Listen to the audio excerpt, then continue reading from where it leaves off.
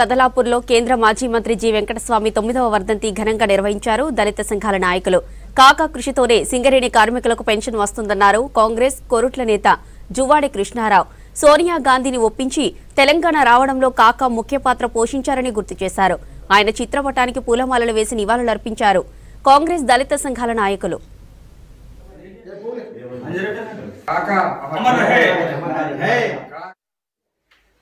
పెద్దపల్లి మాజీ పార్లమెంట్ సభ్యులు కాకా వెంకటస్వామి గారి 9వ వర్ధంతి సందర్భంగా కోరుట్ల కాంగ్రెస్ పార్టీ పక్షాన ఘనంగా నివాళులర్పించడం జరిగింది. వారు చేసినటువంటి సేవలు పేద బడుగు బలహీన వర్గాలకు అండగా ఉంటూ సింగరేణిలో పెన్షన్ విధానాన్ని అలాగే వారికి రావాల్సినటువంటి బకాయిలను వెంటనే ఇప్పియడం కానీ అదేవిధంగా రామగుండం ఎరువుల కర్మాగారానికి కృషి చేయడం అనేది వారు చేసినటువంటి పనుల్లో ఒకటి జ్ఞాపకార్థం చేయడం జరుగుతుంది. వారి సేవలు ప్రజలు ఎప్పటికీ మర్చిపోరని